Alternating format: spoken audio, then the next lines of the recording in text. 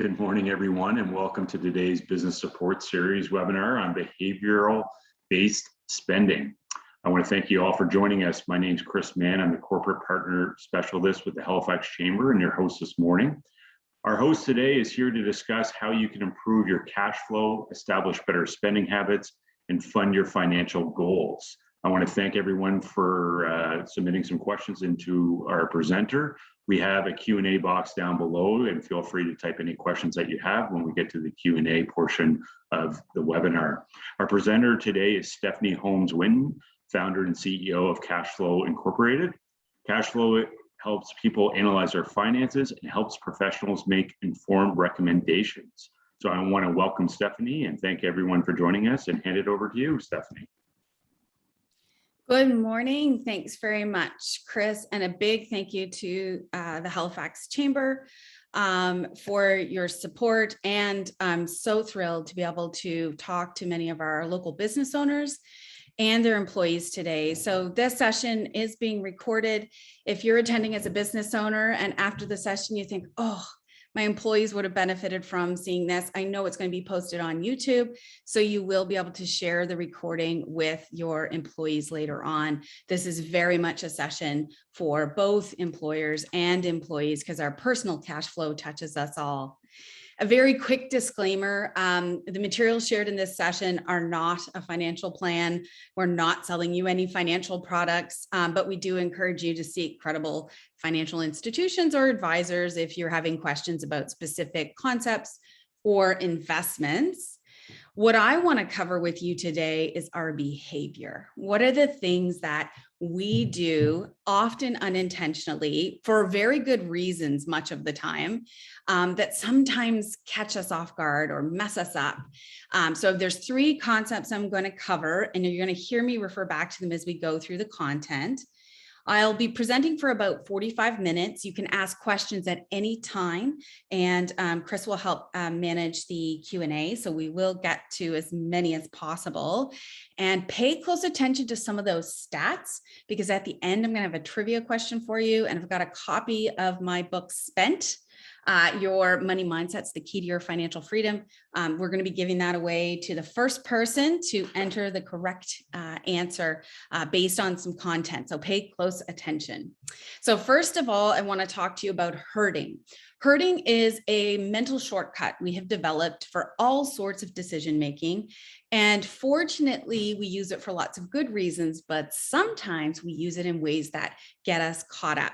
So a really good example of modern day herding behavior when it comes to financial decision making is when we all end up with a 5-year fixed rate mortgage.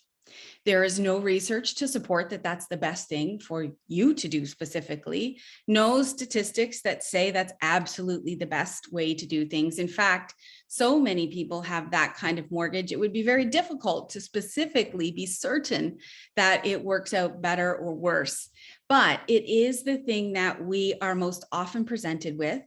It's what other people have, and it's the thing that's usually prominent in marketing materials.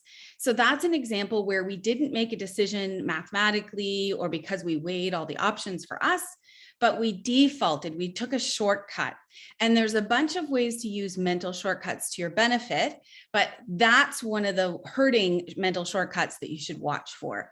The next time you renew your mortgage, think about whether that 5-year fixed rate or a 7-year or whatever, what is best for you and why.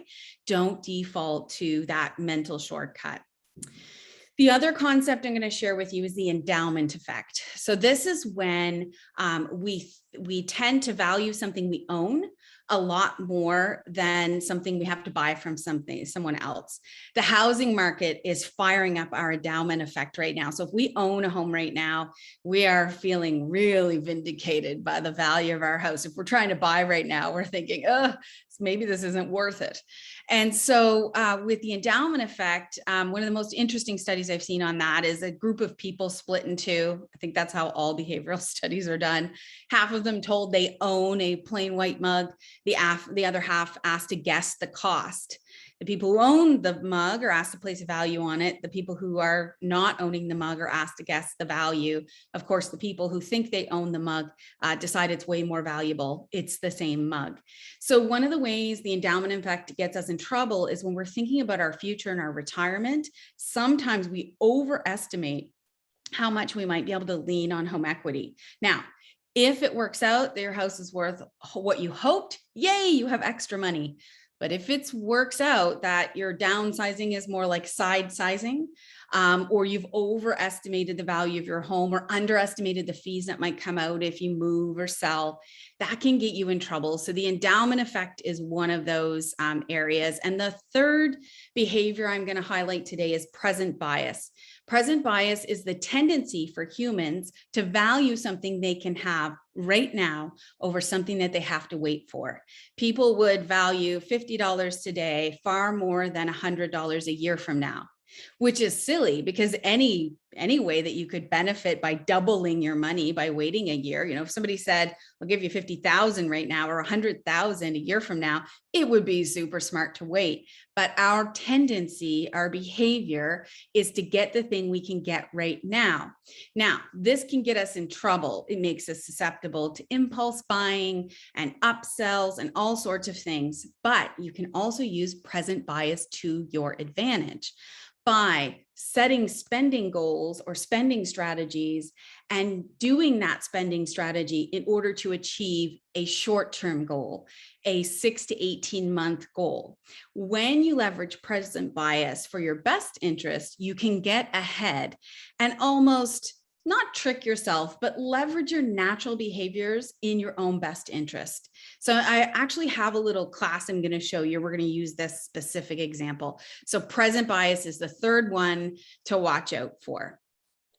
So in Canada, the most recent stats show us that we owe $1.73, for every dollar that we earn.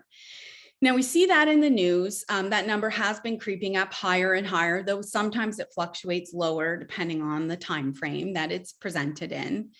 But the important thing to take away from a stat like this is not what the average Canadian owes for every dollar that they earn, but rather to think about if you know how much you owe for every dollar that you earn. So in the chat, if you could tell me a yes or no, that would be fantastic. Do you know how much you owe for every dollar you earn? Just a yes or no in the chat would be fantastic. That'll give me a sense. So no, yeah, lots of no's. Don't feel bad. That's a totally normal thing not to know.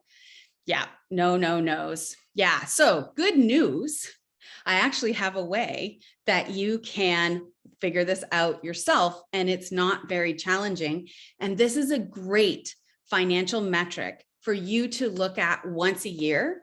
This is also something where you can help your kids start to learn about debt and reasonable debt early on, because you don't have to get into exactly how much you earn and exactly how much you owe, but you can share with them, are we moving the needle as a family? If there's one thing that I really hope you take from anything I share with you, is that we need to start talking to our children about this sort of thing. And I know we need a framework to do that well. So thank you everybody for answering in the chat. It looks like pretty much everybody had the same answer. No, just don't have it. Oh, we've got one who absolutely knows it. That's awesome. All right, so here is how you figure that out. And by the way, there's no horrible answer. There are some ranges that are ideal for your age or your proximity to retirement. But wherever your number is, all you really want to do is try and work towards reducing it year over year. If you're very young and you haven't bought your first home, it's probably going to go down and then go up. But once you've got your first home and you're tracking along in your life, you want to see it consistently going down. So the way you figure out how many dollars you owe for every dollar you earn is you divide your total debt by your income. So you want to do, and I notice we've got an asterisk here. I've got the wrong asterisk. Apologies about that. Use your gross income. That's because that's the way that the lenders actually do it. And this is be a more effective way to think about it. So dividing your total debt by your gross income. So in this example, we have $342,000. So that means your home debt too, divided by a household income of $134,000. So this person owes $2.55 for every dollar that they earn. And looking at that against the general population, you might think, oh my goodness, I'm worse. But don't worry, the general population includes everyone. So it is across a very large group of people. What you want to look at is how does that number relate to my age or proximity to retirement? So if you're just out of university and you don't yet have a mortgage, it might be $1.70 to $2. If you're a physician just newly graduated, it could be $2 or $3. But could quickly come down from there. If you're in your 30s or in your 20s and you're very early in your life and you have your first or second home, you may find yours is actually $3 or $4. Don't panic, that's not unusual. If you are in your 40s, you want to see that coming down to the 250, definitely between 2 and 3. You want to really try and get it below $3. In your 50s, you want it between $1.50 and $2 or $1 and $2. And in your 60s, you want to be dropping it below $1. It's an easy calculation to do once a year, and it really helps you see where you're going. So I've left that up plenty, but it will be on YouTube, so you can always grab a screenshot. But I do encourage you to figure out how much do I owe as a family, typically anybody sharing the finances, compared to what I earn. In Canada, we know that 53% of Canadians are living paycheck to paycheck. We know that 69% of Canadians do not believe they'll be able to save enough for retirement. And this is pretty significant if we think about the type of impact it could be having on ourselves as business owners, our employees, the people we're trying to support. And it affects us all and it distracts us all. So I wanted to know, quick in the chat would be great. Why do all of you think, why do you think people are struggling paycheck to paycheck and why they're not feeling ready to retire? And, why don't we see more people making better spending decisions? What that's defined as, I guess, depends. But what do you think? Why do we have this situation? Why do we have our debt limits rising and our living paycheck to paycheck? Why do we see that happening?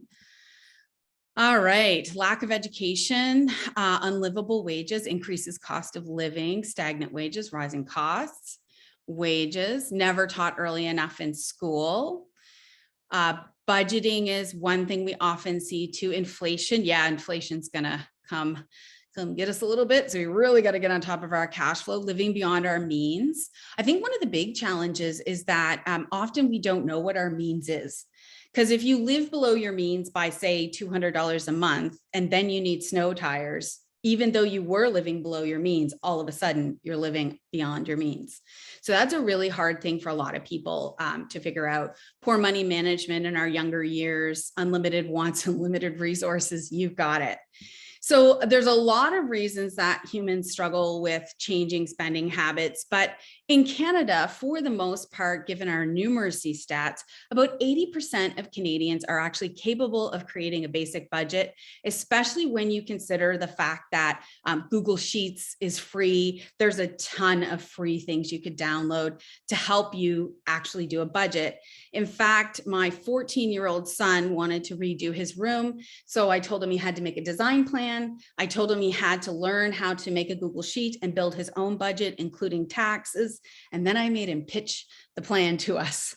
So I know at 14, he can build a budget with a Google Sheet. So most any Canadian, most of us have the skills to do that, or we have access to the tools to do it.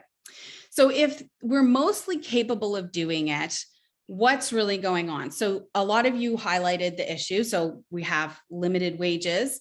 In Canada, debt levels have risen much faster than income levels, much faster. So there's a lot of reasons, but one of the really scary reasons isn't that people don't want to change. People prioritize debt and cash flow as their top priority consistently year over year for well on a decade now. But when we look at what the type of advice a person feels they can get from most financial professionals or institutions, only about 5% of people indicate they feel they can get this type of advice from in the industry. And I know why that is, because in financial services, there is a gap. And that's what we do at CacheFlo. We both educate the financial services and provide them standardized training and tools, as well as support groups of employees and the clients of those financial professionals, because there's a massive gap and it's not being dealt with. So that's one of the reasons, is there's a lack of available advice, consistent advice, standardized advice. Another problem is we don't like the idea of budgeting. It makes logical, mathematical sense. Economists would have designed it for a rational human that simply doesn't exist. Humans make emotional decisions for the most part, and emotional decisions, by the way, include when we're tired, right? That is something that affects our decision making. So we don't like this. So in the chat, what kind of words come to mind when you hear the word budgeting? What do you think of? What does it make you feel? All right. You guys are awesome, by the way. I love the interaction, anxiety, restrictions, stress. Yeah.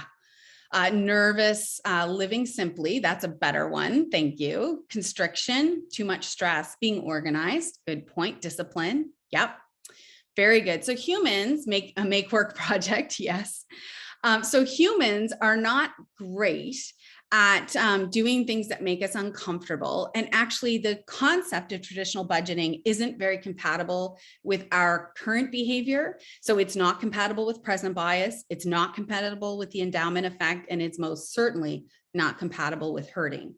All of those natural instincts that kept us alive and allows us to evolve to where we are now don't really go with budgeting. So often when I ask a group, what do you feel when you hear that word? We hear things like, oh, restriction, and I have to give up control. I'm sacrificing. I'm afraid. This is miserable. For some, it's I'm going to fight with my partner or my spouse. I'm going to have to deny my children something. Why am I working so hard? And so for many of us, that is this kind of uncomfortable experience. And there's a reason it feels like so much work for the result that we get. Now, the good news is the concept of budgeting is actually not bad. It's not always a bad word. They do work. In fact, the example I gave with my 14-year-old son is this very good example of when a budget works. When you have a project, something with a time frame, a beginning and an end, a task, an event, gifts, vacations. Those are excellent uses of budgeting. One, they're only one aspect of life and they go for a limited period. And so they're not as all-consuming as if you tried to track every cent that you spent. And budgets over periods like this are much more manageable from a number of transactions point of view. Even building a house, which has a lot of line items, is less line items than we would see if we followed all of you around for a year and measured all your transactions and measured every single one as a line item. It would be overwhelming. So budgets work in these circumstances. But in the real world, they don't work well for various reasons. One of the top reasons they don't work well today is because we use a lot of electronic spending. Now, I don't propose that we go back to cash, and I don't think that that's going to happen, even if I did propose it. I don't think that's where we're headed. But electronic spending is really challenging because we aren't great at mental math to begin with. And even when I talk to groups of accountants, and I think last month we had about 215 accountants in a session, even when I talk to them and that their job is to deal with numbers, electronic spending still poses an issue. And that's because there are transactions that are happening automatically that we've preset, as well as the physical transaction that we might be making. And as families, we often have more than one person accessing one or more joint accounts. So electronic spending and the concept of traditional budgeting are not good mates. They don't get along very well. So that causes us a major issue right there. Now, there are a ton of apps out there that you can download. Some are free, some cost money. The free ones sell you stuff, so just be conscious of that. So if you download a free app to help you manage your spending, there's a good chance that they're going to link to your bank accounts and then offer you financial products. That's not necessarily bad as long as you understand you're being advertised to and the products you're offered might not actually be in your best interest. So just keep that in mind. But a lot of those apps still only show you what you already did. So it's too late. It recorded history. And what we've seen from a lot of those apps is you can set them to ping you. Hey, you're drinking too much coffee. Stop that.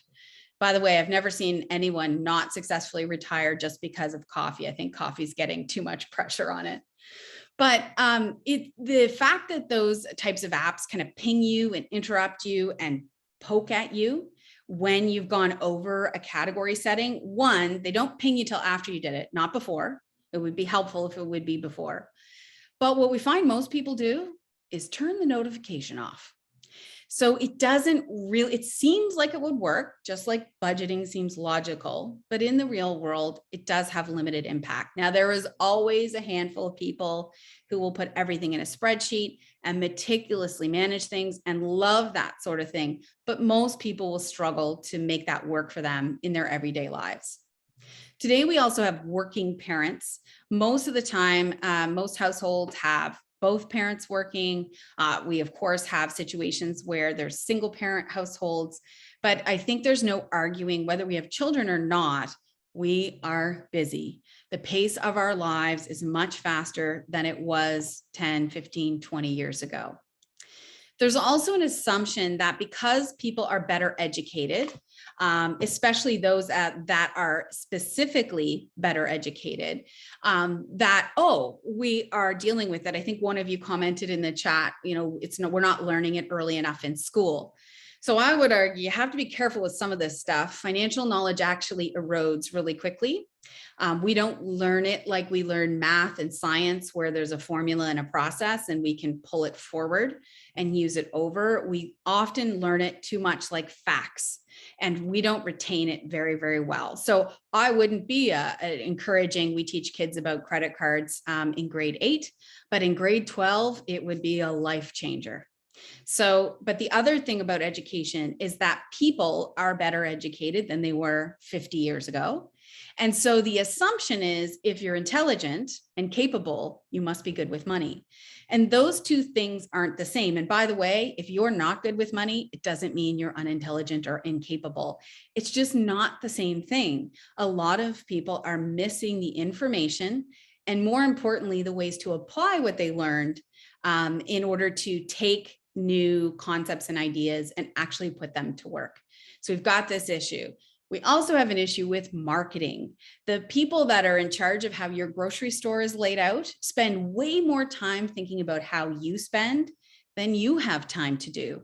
So you're outnumbered when it comes to that. Recording history, often when we're managing budgeting, we're writing down what already happened. And even knowing how much you spent in groceries last month. Let's say you kept an absolute detailed log. That doesn't mean that that's how much you'll spend on groceries next month. That's interesting information, but it isn't necessarily helpful. So it's pretty challenging.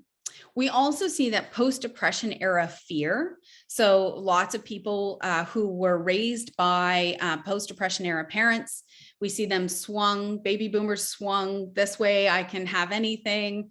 I can do what I want. Life is too short. I think almost every baby boomer I know has a grandparent or a parent who died with way too much money and didn't get to enjoy it. And so that group has swung the other way, and we're seeing lots of debt in retirement.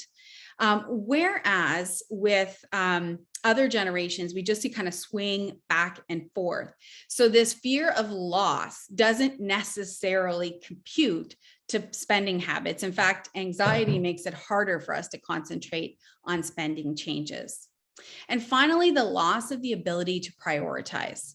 When everything's a priority, nothing's a priority. And that can be incredibly challenging as we try to make decisions in the busyness of everyday life.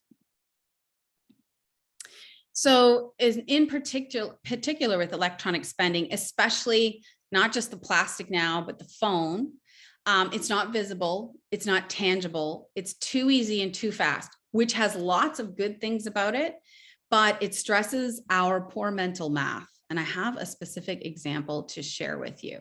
So there's no sound on this video. Just move my toolbar here. You're just going to follow along. And this is actually a digital game that's in our education. And we're going to follow Rebecca and Edward and their kids around just for 2 days. And your job is to keep mental track, don't write anything down, of how much is left in their bank account. So they start out the 2-day period. We're going to follow them with $3,004 in their checking account. And they've forgotten an ingredient for dinner, which is pasta, but they're going to buy a whole bunch of other stuff. So in this game, it actually makes noise when you ring it in like this, which is a distraction. It takes hand and eye coordination, way less complicated than real life, but just the same. So we spent $44.98. And now they're going to have some automatic payments come out of their bank account, just like real life. So a cell phone, car payment, credit card, $587 has come out now. And they think they have about $2,300 left in their bank account.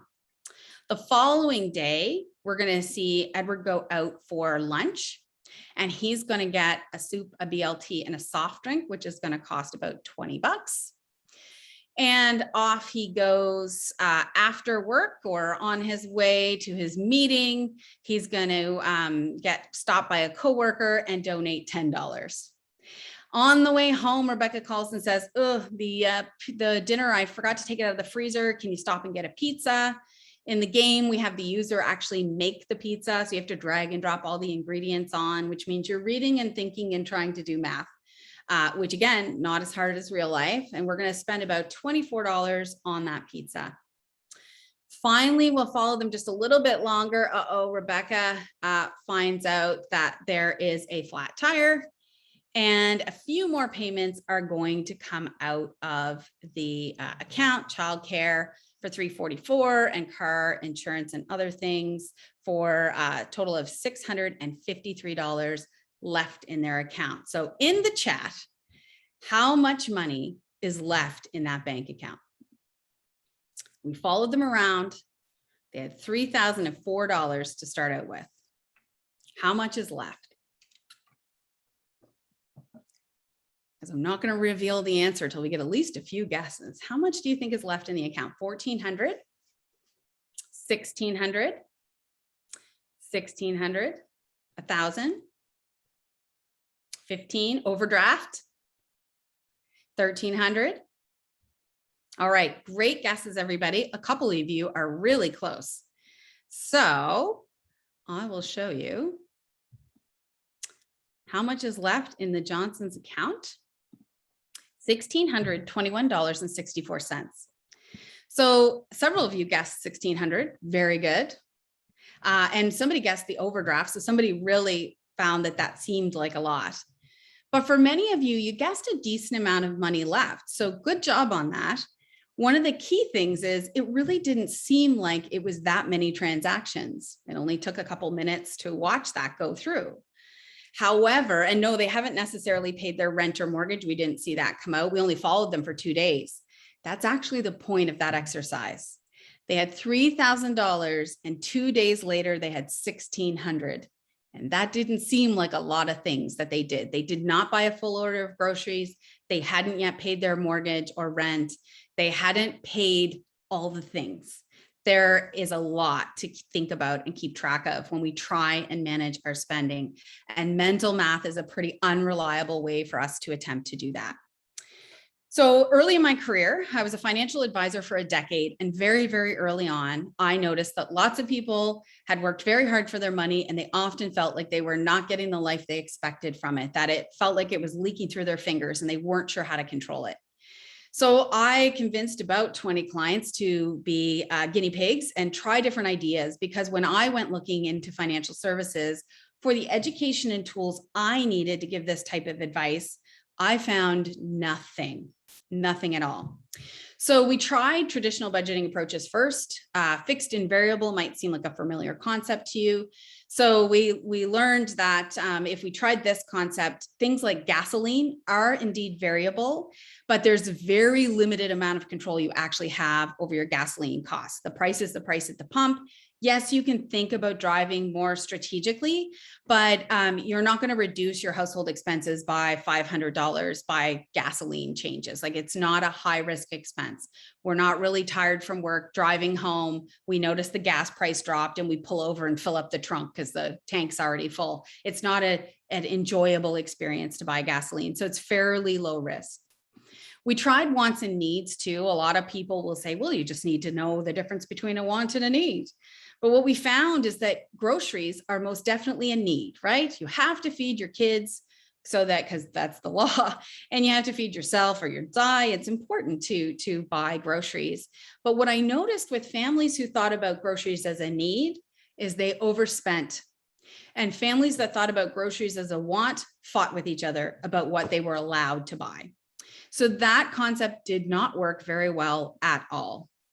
What I did learn is there were only certain expenses that had a increased risk of overspending. And these were things that had high frequency, high volatility. So we tend to think of gasoline as volatile. It is very volatile right now, but over the last 10 years, so you want to see volatile, pay close attention to the price of red peppers. That's volatile.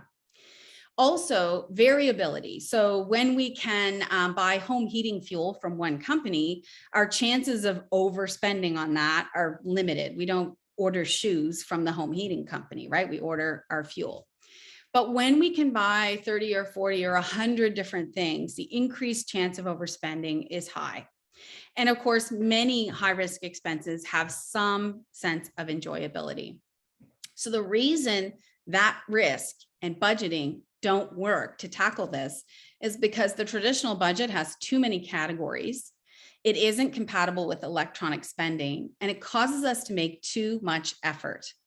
And when we make too much effort, we deplete our willpower. So ego depletion is the behavioral term for that. We use up our willpower and it's gone for a period before it revitalizes itself. There's a very famous experiment where a group of people divided in two. Half of them were allowed to eat some fresh baked chocolate chip cookies, which the room was filled with the smell of. The other half were told they could only eat radishes. Before they had gone in the room, they had baseline IQs on everyone. They tested their IQ after a period of time in the room, and the people who weren't allowed to eat the chocolate chip cookies had lower IQs. They were not dumber. Their brain had been taxed, their willpower had been used up, and it changes our capacity to make good decisions. So we need spending strategies that are easier on our brain and easier for us practically. So what we came up with is dividing your expenses based on the risk. So we call our categories spendable and committed. Committed expenses have low to no emotional risk. They may have some risk when you make the initial decision, but they do not have a day-to-day I'm tired, oops risk. So you don't accidentally pay your rent 8 times. You don't pay your utilities over and over again by accident. Our mortgage payments are pretty predictable. Yes, when it renews, it could be a different amount, but inside whatever term you're in, you can expect what your mortgage payment is going to be, and generally investments, that sort of thing. So committed expenses, you can add up and you can trust that information. It might be a little bit off, but it's not way off. In fact, if you were to take a guess at any kind of committed expense and then compare it to your actual bank statement, you'll find you're very, very close. However, all the other expenses we consider to be spendable expenses. These are high risk, high frequency, high volatility, high variability expenses. So that we don't consider fixed and variable or wants and needs, we consider risk level. And spendable expenses are very high risk. And what we learned is that the data from that expense type is very hard to work with. And it's very overwhelming, and it doesn't do a good job of setting the brain up for success. So we've built tools that prescribe somebody a safe to spend number, and we call it the spendable number. And you use that number as your weekly spending guide. So high risk and low risk expenses look like this. So those committed expenses are mostly predictable, many non-emotional. They benefit from automation. If you automate your utility payments, you're likely not to miss them. That's good for you. Many of them are needs, and most of them are fixed, just not all. High risk expenses are unpredictable, mostly emotional, or at least influenced by emotion. They don't benefit from automation. Some are needs, some are wants, and many of them are variable. In fact, most of them are variable. So those would all be spendable expenses. Examples of those are low risk things like gasoline, mortgage payment, car insurance, utilities, saving for retirement, paying off credit cards, car payments. High risk categories are like groceries, eating out, entertainment, hobbies, vacations, clothing, the more tempting stuff, the more high frequency stuff. So knowing how much is safe to spend isn't enough. That's a big problem with financial literacy. Information alone isn't even sort of enough. We need to change our environment to make it easy on our brains. We can actually be successful. So when you know your spendable number, you need to make a change to your environment. It's a one-time change that sets you up for success. Typically, most people's bank account system looks like this. Their income goes in their main bank account. They spend unconsciously. They pay their bills. They pay their debts. There's too much month at the end of the money, and they use their debts to pay their bills and pay their spending. And around in a vicious circle we go, with far too many Canadians not having enough ability to save and feeling overwhelmed. And it will get worse as we see more pressure on pricing. There is capacity if we can leverage our own behavior. It doesn't mean that, wages don't need to go up. There's all kinds of things that need to be fixed, but there is more capacity to control our finances than many of us often realize. And leveraging that is 100% under your control. And so I encourage you to think about that. So your traditional system does not set you up for success. If you follow a budget and your environment looks like that, it requires mental accounting, jars, envelopes, stress, and it requires a good deal of white knuckling it, holding on by the edge of your fingers. You need to make it easier for you to be successful. So we recommend that you have two separate accounts. Your committed account is the account that you already have your paycheck going into. It's already got your bills coming out of it. It's already where your debt payments come from. And your committed account is where your paycheck should go. But your spendable account will simplify managing your spending behavior and help you have a greater sense of your means and how to live within it without so much stress. So your spendable account should be a separate account. It should be no or low fee if possible. There's lots of Canadian institutions that offer these. Unfortunately, not a lot of brick and mortar places do, but some of them do. You should always ask. If you already have your committed account there may be an option to turn on an extra account, but a physically separate spendable account is crucial. So I'll give you an exact example of a spendable number. So here is a person, and this is Winton, our app. And this is someone's spendable number. So their income is $55.58 after tax, so $5,558. And their spendable number in their case is about $273 a week. Now, weekly is important. Our pattern of behavior is more consistent with weekly than monthly. In my early experiments, we tried monthly, and people ran out of money in 18.25 days. We took the exact same amount of money and applied it weekly, and magically it lasted the whole month.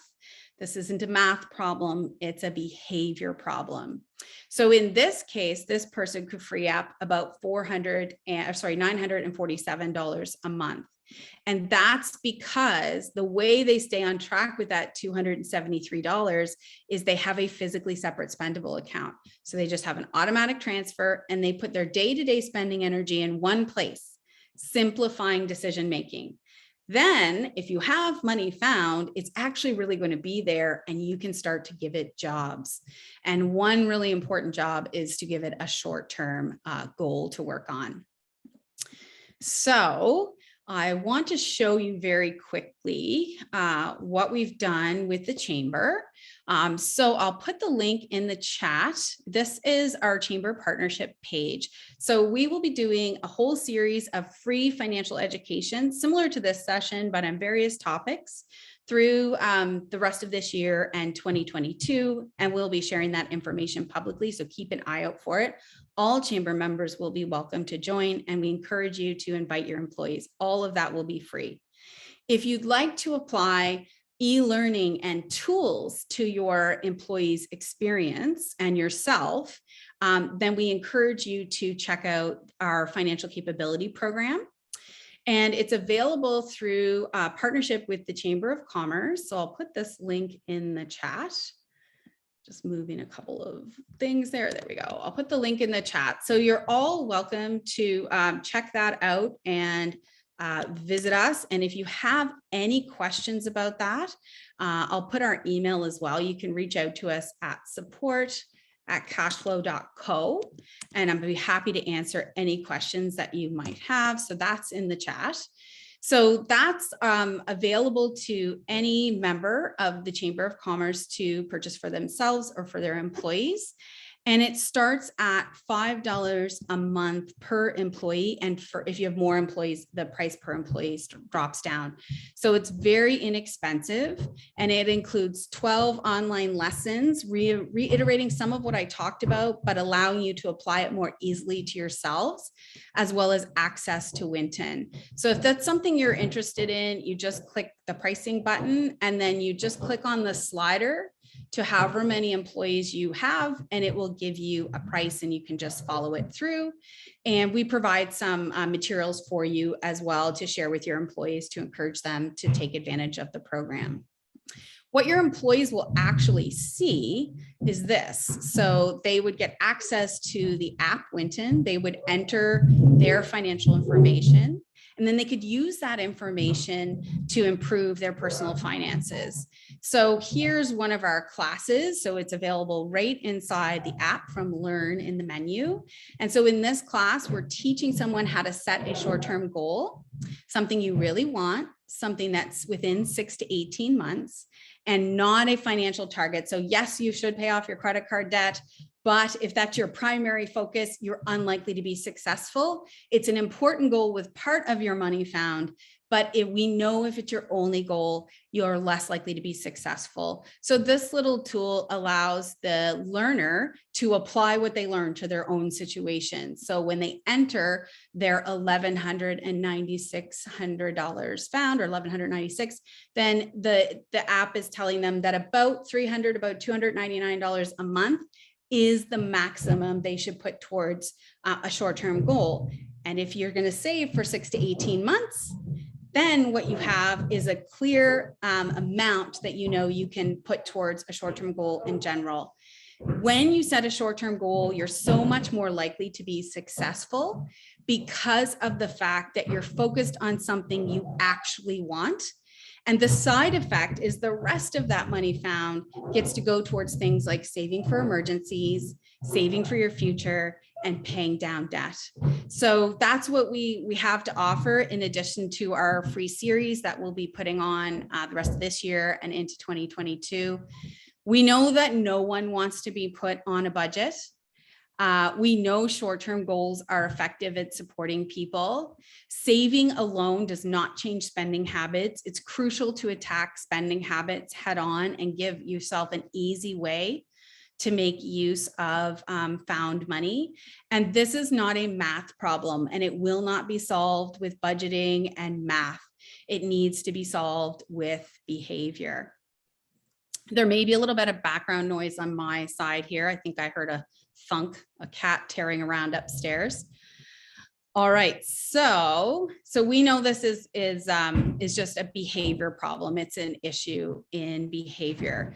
So I will leave you with, we're going to have some questions, some time for questions, and we have a book to give away. So I hope you were paying attention. So the last thought I'll leave you with before I take questions is that money is only a tool. It will take you wherever you wish to go, but it's not going to replace you as the driver. So I hope you found what you learned today helpful. I'm eager to take any of your questions, and I think we'll do our trivia here in a second. So ready for questions, Chris? Yeah, that's great, Stephanie. Thanks so much. And just to answer the question, there is a little bit of feedback, but no mic is open or anything like that. Our listeners and watchers are unable to mute. So anyways, great presentation, Stephanie. I follow along very closely because a lot of the concerns that you mentioned are concerns I face myself. I was just at Costco yesterday, and I believe every time I walk into that store, I go on with blinders. I have a list. And when they ask me if I found everything I needed, I say yes, and I didn't look around because Costco is amazing. I love it. And I'm constantly like, oh, I need that. Oh, I need that. And don't do that. So anyways, yes, Jack, it's definitely notorious for that. So anyways, great job, Stephanie. Really interesting, very simple. I loved the game. I thought that was really kind of cool going through that. So I'm opening up to questions that we have from any of our viewers. If they have anything, please put it in the Q&A box below. So you can just simply type it in the Q&A box. But we do have a couple questions. A lot of the things that you mentioned for CacheFlo, Stephanie, you mentioned about signing up for your employees. So how do you start the conversation about financial literacy with your colleagues and teams to sign up for a program like this? Yeah, so the first thing I would do if you're considering signing up for the tool with your employees is you can share this video when you guys put it up on YouTube so that they can get firsthand information about what we're talking about so they can see. That's really crucial. Using the website as well, the partnership website with the Chamber will also give a good visual and a high level information, so that can be helpful. But ultimately, it's very similar to your benefits conversation. So if you have a larger organization and you have an HR professional, having a quick check-in with them about things like employees who ask for advances or other indicators that employees would really value financial health and financial wellness. Employees asking for RSP matching programs or other benefits is a really good indicator that they're genuinely interested in improving their financial health. So talking about it is really important, and sometimes going to HR will give you some indication you didn't have. And then if you decide you'd like to sign up for access, we have several pieces of material that we supply. And then of course we have the ongoing financial wellness series that's totally free, and we encourage employees to join. We have a very large group of employees with another organization that we work with. And we find that I think it was 97% of them said they valued financial education in the workplace. There's a Canadian statistic that's very similar. I think it's 84%, but there's definitely high value perceived by employees when the employer starts talking about it and starts making it a regular part of engaging in their overall lives. Great. Okay, absolutely. So one question that kind of stems from that a little bit. I mean, obviously, we're all living it on a day-to-day basis currently, is all around COVID. So COVID is stressful. It's just, you know, another layer there that we were talking about with finances, how finances can be stressful, having a budget can be stressful. So won't talking about money put an extra stress on your employees? It will if you talk about money and then don't give them a way to improve it. Good point. So if we focus only on the stress, then all we get is anxiety.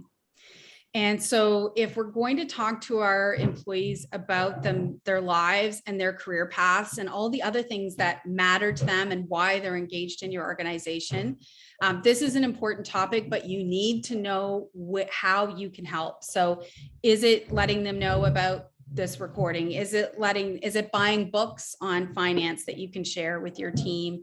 Is it making it a regular part of your discussion? But they need to know that there's a next thing to do, that we don't get all wound up about the issue and then not know what to do next.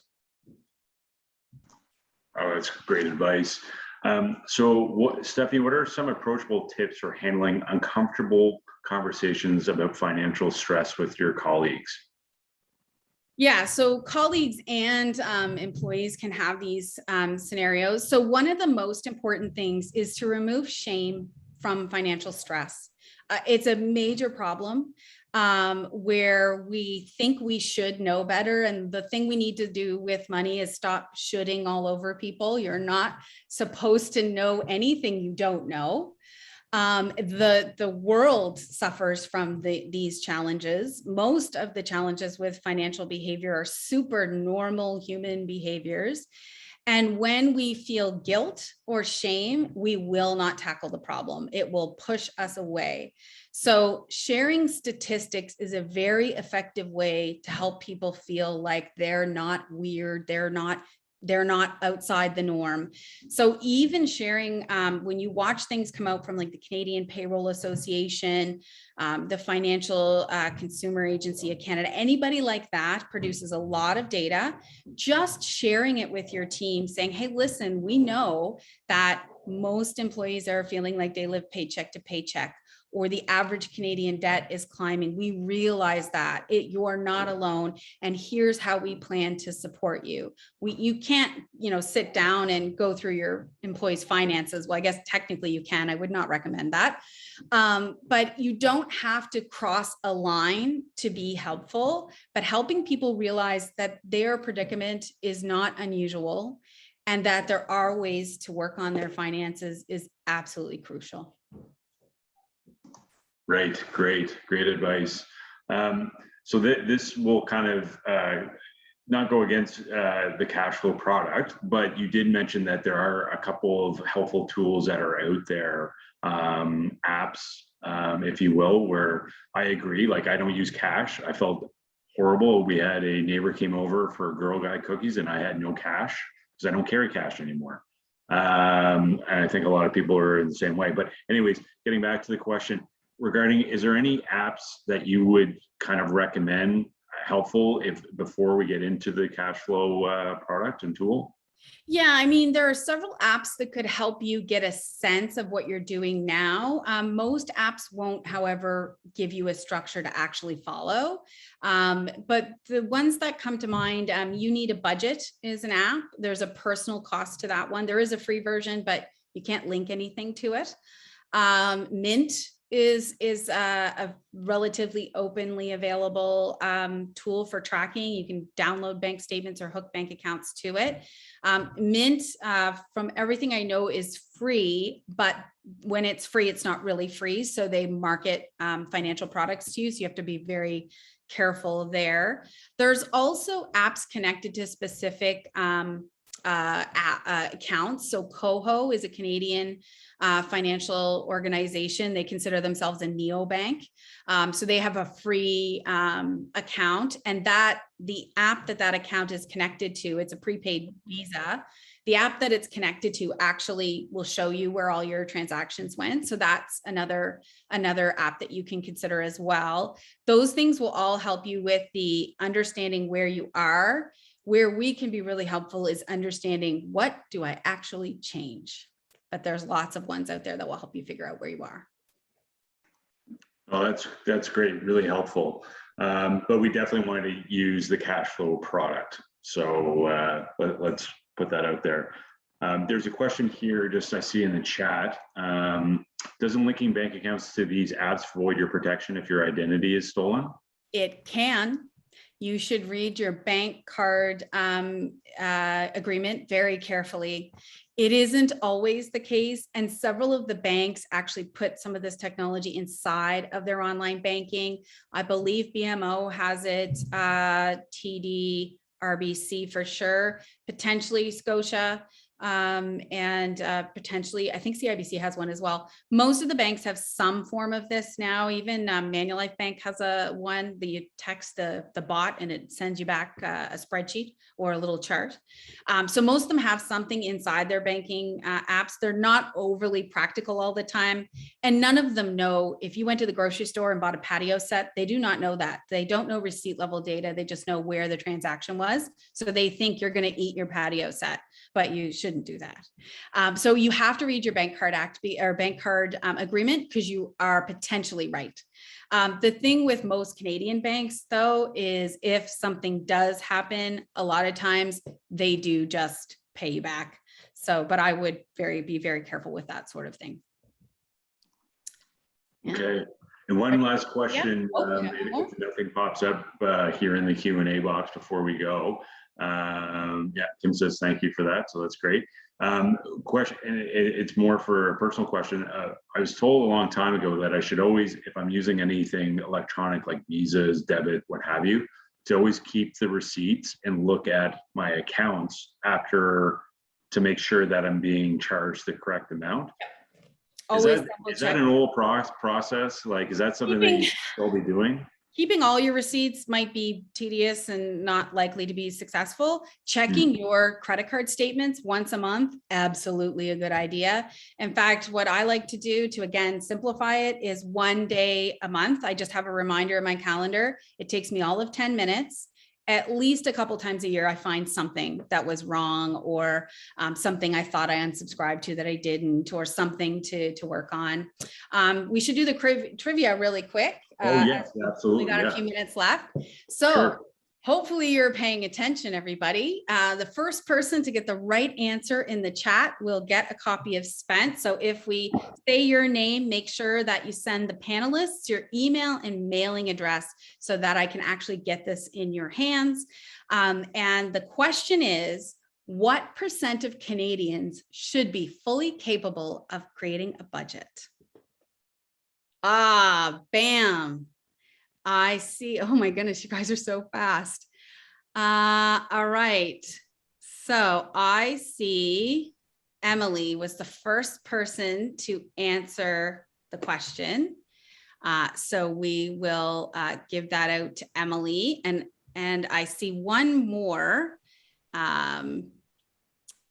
Nope, Emily. Emily is the first one out. So I will get that copy to you. So Emily, if you can send to the panelists your email and your mailing address, and I'll provide the chamber. We have a money mindset quiz that actually goes with this book, and we can provide that to everybody. So I'll provide that link to the chamber, and they'll be able to share that out with the YouTube video.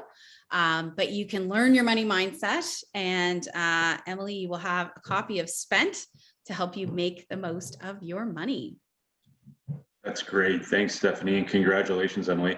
I got to tell you, I've never seen the participation in a chat so quickly. That was amazing. I don't even know how many answers we got, but I think everyone did answer. So really well done. Emily, just so you know, I messaged you privately with my chamber email address. So if you don't want to send it to the panelists, you can just send that to me, and I'll make sure to pass that along to Stephanie, and we'll get that book to you. So congratulations again. So with that, I'm just going to wrap things up, and sadly we're out of time, but I want to thank everyone for joining the webinar today, and a massive thanks to Stephanie for sharing your expertise with us.